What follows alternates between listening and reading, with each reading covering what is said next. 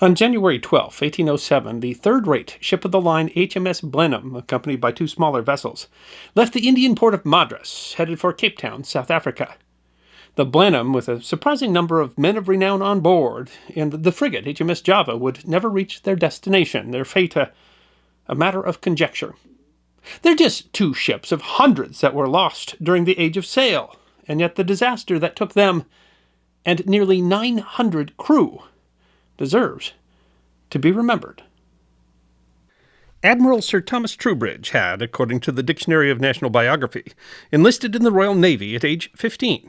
His first assignment was as a midshipman aboard the frigate HMS Seahorse, and in that he was joined at the same time by another young midshipman on his first assignment, Horatio Nelson. He rose steadily and was in hot action frequently in the wars with France. By 1795, he was a captain and commanded the 74-gun HMS Culloden when he led the line in the Battle of Cape St. Vincent on 14 February 1797. When his gallant bearing and determined conduct called forth an expression of warm approval from the Admiral, Sir John Jervis, later made the Earl St. Vincent. The Admiral called Troubridge the finest officer in the Navy. He then served in the Mediterranean under his old comrade Nelson, and was present at the Battle of the Nile, although HMS Culloden did not actively engage in the battle. In 1801, he joined the Board of Admiralty as First Naval Lord, and was promoted to the rank of Rear Admiral in 1804. But Troubridge had supported the administration of Prime Minister Henry Addington, and when Addington's government fell and William Pitt was restored as Prime Minister in 1804, Troubridge expected no hope of an assignment. Thus his surprise when Pitt appointed him to the chief command in East India Seas, to the eastward of Point de Galle. He traveled to the new station on his flagship, HMS Blenheim. But all was not as it seems. When he arrived in Madras, India, the website More Than Nelson explains, Rear Admiral Sir Edward Pellew, who to that date had commanded the whole of the East Indian Station, could not have been more outraged that the incoming Prime Minister, William Pitt, had given Troubridge the more lucrative eastern portion of the newly divided station. In brief, it appears likely that Pitt had deliberately divided the station and sent Troubridge because he disliked both Troubridge and Pellew, and had put them at odds as a political move. That idea was reinforced when, after appealing to the Admiralty, Troubridge was reassigned to command the station at Cape Colony, South Africa. He would proceed there, of course, on his flagship, HMS Blenheim, and among those also on board, James Morrison could be said to have had a strange trajectory in the Royal Navy. The native of Stornoway, Scotland, had been in the Royal Navy 5 years, serving on, amongst other ships, the second-rate HMS Blenheim, when he passed his master's gunner's examination in 1783. And yet in 1787 he accepted a position on a vessel at a lower rating, that of a boatswain's mate. It isn't clear why he accepted the position. Perhaps there were no positions available as a chief gunner, or some speculate he had a desire to sail to the South Seas. Thus the 27-year-old, described by an officer as a steady, sober, attentive, good man, and by his new captain as 28 years, 5 feet 8 inches high, sallow complexion, long black hair, slender made, left on a scientific botanical mission aboard His Majesty's armed vessel, Bounty. Morrison didn't participate in the mutiny on board HMS Bounty, but he was among the crew that chose to stay aboard the Bounty after the mutiny. He would later argue in his defense that his intent was to stay aboard and attempt to lead a group to retake the vessel, although no such attempt seems to have been made. While it might be generally well known that the Bounty mutineers built a colony on Pitcairn Island, perhaps it's less well known that Fletcher Christian and the mutineers first tried to establish a colony on the South Pacific island of Tubuai. The local population, however, seems to have not taken to these invaders, and after 2 months the colony was abandoned and the mutineers returned to Tahiti. There, Morrison was one of 15 men who chose to stay in Tahiti rather than continue with Christian and the other mutineers. By 1790, Bligh had survived to tell the tale of the mutiny, and the frigate HMS Pandora was sent on a punitive expedition. While Pandora never discovered the remaining 9 mutineers at their new home on Pitcairn, the crew did capture the 14 survivors, who were still on Tahiti. These men, including Morrison, were thrown in the brig, the so-called Pandora's Box, to be taken home and tried as mutineers. Pandora then ran aground on the Great Barrier Reef on August 29, 1891. 10 of the mutineers survived the ship's sinking, although 4 drowned as the armorer didn't have time to unshackle them before the ship sank. And as harrowing as that was, the survivors were then forced to undergo an open-boat journey that, ironically, was nearly identical to that taken by Captain Bligh, to arrive in the same harbor in which Bligh had, Kupang, on the Isle of Timor. They were taken in irons back to Portsmouth, and 6 of those men who had survived the sinking of Pandora were then convicted of mutiny and sentenced to death by hanging. Morrison, however, escaped the hangman's noose, quite possibly because he had had the misfortune of serving under 2 of the worst captains in the Royal Navy, William Bligh and Edward Edwards, captain of the Pandora. Morrison, being a well-spoken man, had written an account of both Bounty and Pandora, which was harshly critical of both Bligh and Edwards, as well as the remaining officers of the Bounty, whom he claimed made no effort to keep the ship from the mutineers. He had given his account to a reverend named Howell, who had apparently circulated some of them amongst the Admiralty. Simply put, the website Pitcairn Island Study Center opines, if Morrison's writings had been published, they would have proved quite embarrassing, and it was not in the national interest to have the extraordinary harshness of some Navy commanders exposed. While his pardon may well have been merely the result of mercy, the Island Study Center writes Morrison's pardon may even have involved an unofficial agreement that he was not to publish his narrative during his lifetime. Although, the website notes, this is pure speculation. Apparently politics had saved the life of James Morrison. Morrison's account of the Bounty, published under the title After the Bounty, a sailor's account of the mutiny and life in the South Seas, is not only one of the most intriguing accounts of the mutiny and the leadership of William Bligh, but also a valuable ethnography of the island of Tahiti. And quite shockingly, James Morrison was again in the Royal Navy, serving first as a gunnery instructor before in 1805, taking a position as the master gunner aboard HMS Blenheim, flagship of Rear Admiral Sir Thomas Troubridge. Charles Elphinstone was born on the other end of the social spectrum from James Morrison, being the 3rd son of the Honourable William Fullerton Elphinstone, the chairman of the British East India Company. He was a grandson of Lord Elphinstone, the Lord High Treasurer of Scotland. His uncle was George Elphinstone, the Baron and eventually Viscount Keith, a naval hero who was, in 1807, Commander-in-Chief of the North Sea. His older brother George was in the army, would eventually reach the rank of Major General, although an unlucky one in the end.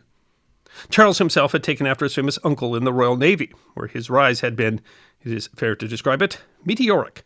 The Elphinstone family book writes of him, like his distinguished uncle, Lord Keith, he entered with all his energy into the work and adventure of a life at sea, and soon became both interested and experienced in no small degree in naval affairs. Animated both by enthusiasm and example, he lost no opportunity of distinguishing himself in the service of his country, and embraced the facilities at a time offered to naval officers by the disturbed condition on the European continent. A letter to his father from his commander wrote of a singular accomplishment in India. The naval career of Captain Charles Elphinstone was attended with marked success, especially in his operations against the Dutch.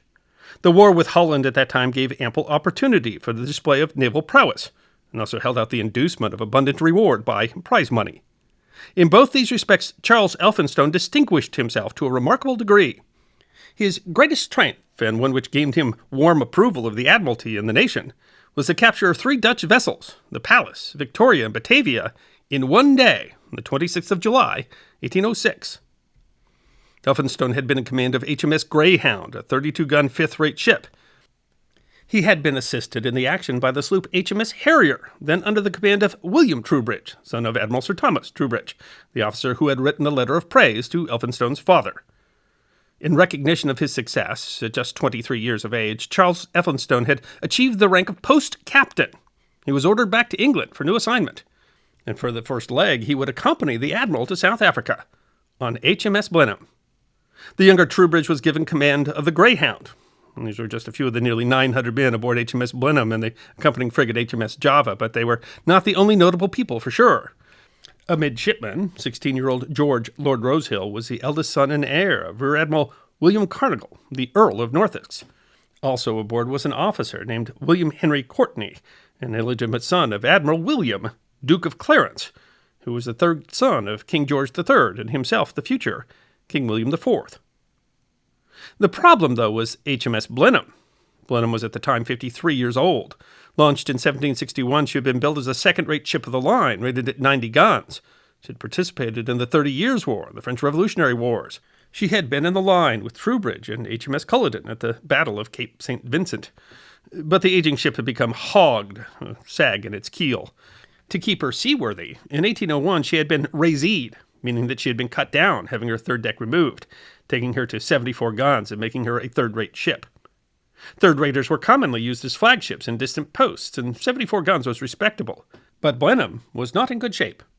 In fact, the ship had also been damaged after having grounded, an issue that alarmed her captain, Austin Bissell, who, like Morrison, had already survived the sinking of a vessel.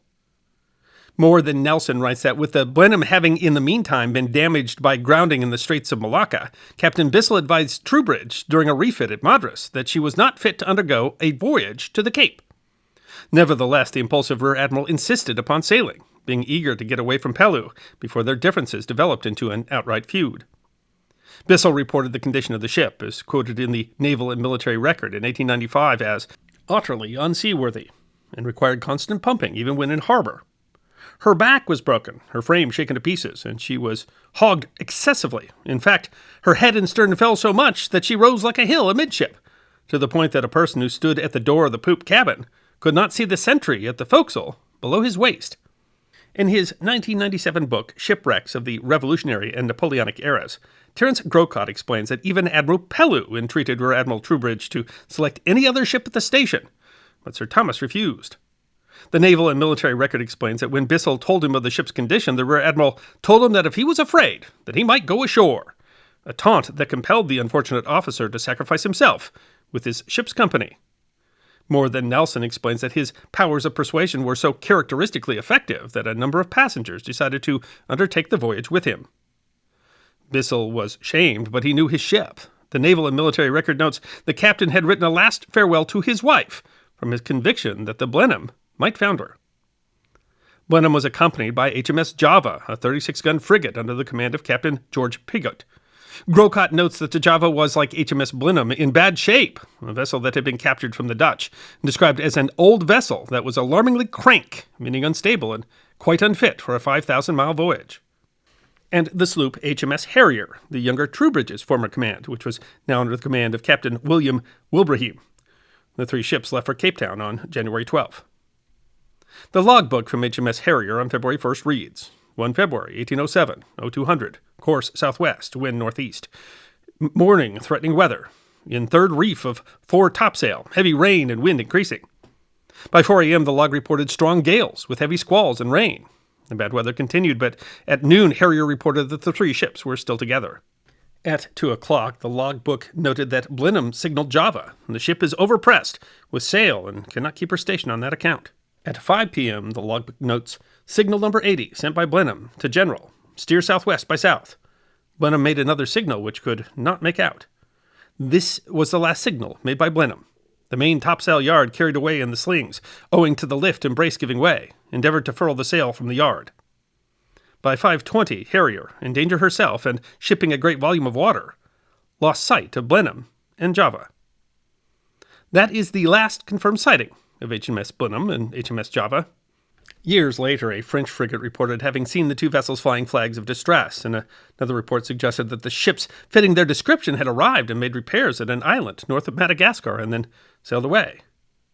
But the 1895 report writes, no other news of the Blenheim ever reached England. No clue was ever found to point to the spot or fix the date where and when the Blenheim foundered. An extensive search was conducted by Admiral Troubridge's son aboard HMS Greyhound that included the cooperation of the French, but no piece of wreckage that could ever be tied to either vessel was ever found. The Admiral, who had once been described as the finest officer in the Royal Navy, the captain who had already written his final goodbye, the sons of the chairman of the East India Company, of the Admiral of the North Sea, and of the future King of England, as well as the lowly sailor that had survived the mutiny on the Bounty, the sinking of the Pandora, and a death sentence, all lost, along with nearly 900 other men, without a trace. As a final irony, HMS Harrier, which was the only one of the three vessels to survive the storm and the last vessel to have seen Blenheim and Java, itself went missing without a trace, just 2 years later. I hope you enjoyed watching this episode of The History Guy, and if you did, please feel free to like and subscribe and share The History Guy with your friends. And if you also believe that history deserves to be remembered, then you can support The History Guy as a member on YouTube, a supporter on our community at Locals, or as a patron on Patreon.